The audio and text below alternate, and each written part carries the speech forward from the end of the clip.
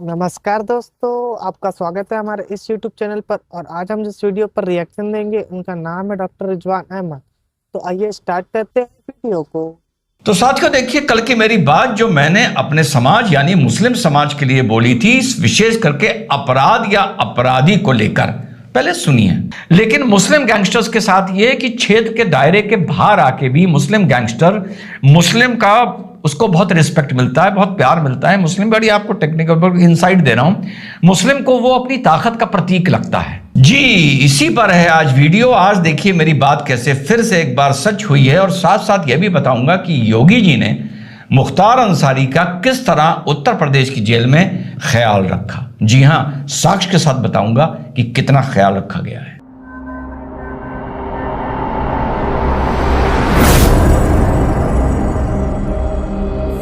Hello नमस्कार, सत श्री अकाल, अस्सलाम वालेकुम। कैसे हैं जनाब? तो सबसे पहले चलते हैं कि सड़क पर निकले हुए हमारे मुसलमान भाई क्या बोल रहे हैं इस घटना को लेके, जो 61 साल की उम्र में मुख्तार अंसारी की जुडिशियल कस्टडी में मौत हुई है, जिसको एक तरफ हार्ट अटैक बताया जा रहा है, दूसरी तरफ आरोप लग रहा है कि स्लो पॉइजनिंग करी गई है।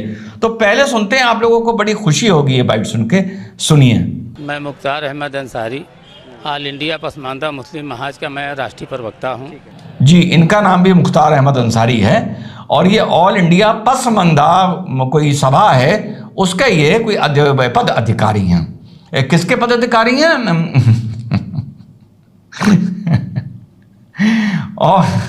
ऑल इंडिया पसमानदा के, वो याद है ना? हाँ, उससे क्या जानना चाहते हैं कि गरीबों का जो मदद करेगा, हमारे भारत का इतिहास रहा। आप मुगल भारत पढ़ लीजिए, प्राचीन भारत पढ़ लीजिए, मध्यकालीन भारत, जो गरीबों का मजलूमों का जो साथ देगा उसके साथ यही होगा। चाहे देवताओं में जाइए, चाहे मुसलमान सूफियों में जाइए, चाहे किसी और भी समाज में जाइए, वही स्थिति मुख्तार अंसारी की थी। और हमारे बनारस का मुसलमान मुख्तार अंसारी को अपराधी नहीं मानता, सामाजिक कार्यकर्ता मानता है। उन पर अपराध इसलिए हुआ कि जबरों ने गरीबों को मारा, उन्होंने मदद किया, उसका सजा वो भोगे। मैं अपने पसमानदा की तरफ से सारे हिंदुस्तान के मुसलमानों से भी आह्वान करूंगा कि अगर इन सभी लोग हमारे साथ नहीं है तो हम उनके साथ वोट में क्यों उनके साथ रहते हैं? जो हमारे सुख दुख में एक तो खुला बात कर रहा, तो हम क्यों ना बुरे से बेहतर है कि अच्छे बुरा के यहाँ पास जाए। आज वैसी साहब पूरे देश में इनकलाबी बात करते हैं कोई। और मुख्तार अंसारी भारतीय कानून संविधान में विश्वास रखते थे।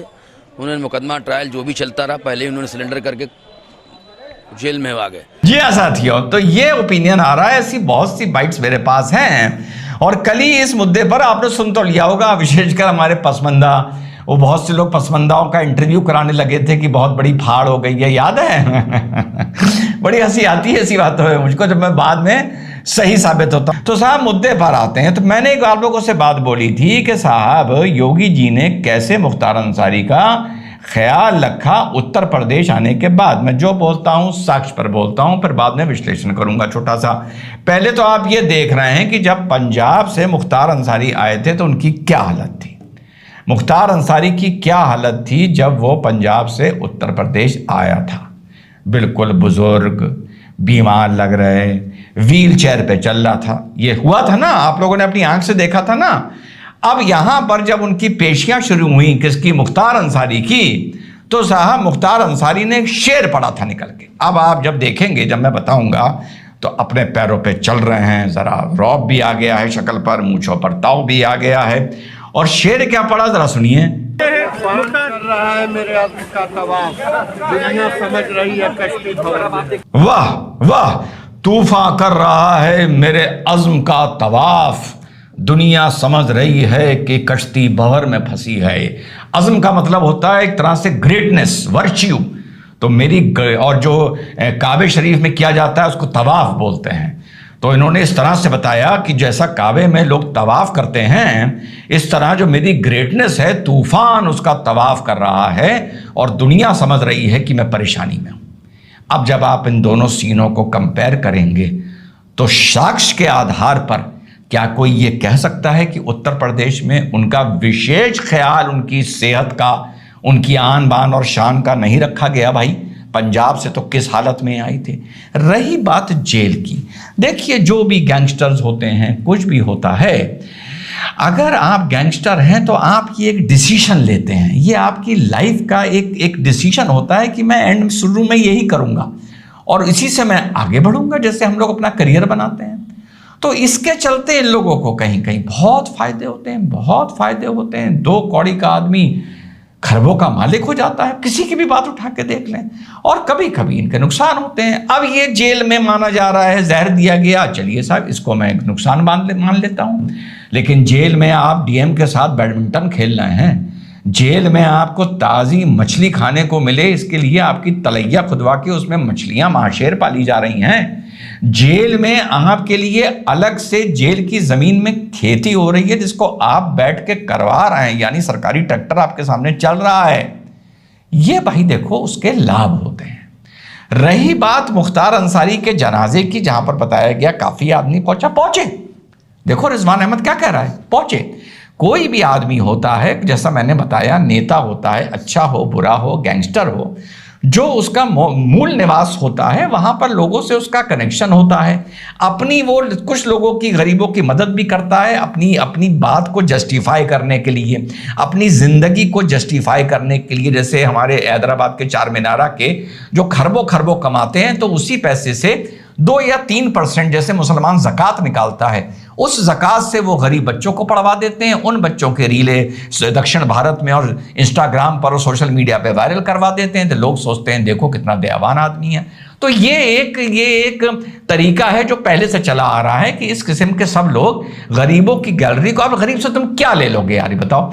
तुम्हारा रास्ता रोकेगा नहीं, तुम्हारे घर के सामने वो हॉर्न बजाएगा नहीं, तुम्हारे किसी आदमी से वो उलझेगा नहीं, तुम उसको भीड़ इकट्ठा करने के लिए बुलाओगे तो वो आके सर झुका के खड़ा हो जाएगा। तो तुम्हारी गरीब आदमी से दुश्मनी होएगी क्यों? जो हर आदमी बोल देता है गरीब के रहनुमा थे। अरे भाई, गरीब की भीड़ इकट्ठा करने के लिए सबको करना पड़ता है, चाहे वो मुख्तार हो, चाहे धनंजय हो, या कोई भी गैंगस्टर हो। अब आगे चलते हैं साहब। ये बताइए, मुसलमानों से मैं एक बात पूछता हूं जो मैंने बोली थी, यार हम मुसलमान किस किस के साथ सहानुभूति करेंगे? या तो ये कह दो कि भैया हम कौम के साथ सहानुभूति करेंगे, बात खत्म हो गई, बोल दो इस बात को। लीडर खड़ो, हम नहीं जानते कुछ, हम नहीं जानते, हम करेंगे कौम के साथ सहानुभूति। यार बिल्किस के साथ सहानुभूति करोगे, बहुत अच्छी बात है, करो। मैंने भी बोला था कि 15 साल में गलत छोड़े गए, टेक्निकली, लीगली, एकेडमिकली 20 साल बाद छोड़े जा सकते थे, करो। यार रोहिंग्या किसी मुसलमान के साथ गलत हो गया है देश में, वो भी करो। एनआरसी में किसी हिंदी स्पीकिंग मुसलमान को देश से बाहर निकाला जाए या उसको डिटेंशन सेंटर में डाला जाए, करो। देखो मैं बोल रहा हूं, करो।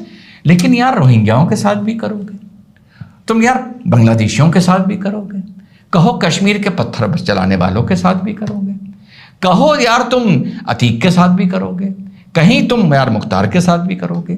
तो या सबके साथ करोगे, या कौम परस्त बन के रहना है, या ईमान और इंसाफ परस्त बन के रहना है। उसके क्षेत्र में भीड़ गई, माना मैंने गई, चलिए लोकल मैटर है, गई। लेकिन इसके अलावा मुसलमान को मुख्तार से या अतीक से क्या मतलब? कौन सी तुम्हारी ये रिश्तेदारी है? तेरा मेरा रिश्ता क्या लाए, दुनिया में जूते चल रहे हैं, तेरा मेरा रिश्ता क्या ला इलाहा इल्लल्लाह के चलते जूते चल रहे हैं, इस बात के चलते हैं। और तुम लोगों का क्या मतलब और हम लोगों का क्या मतलब? क्या मैं ये कह रहा हूं कि बहुत अच्छा हुआ मुख्तार मरा? मैं ये भी नहीं बोलूंगा।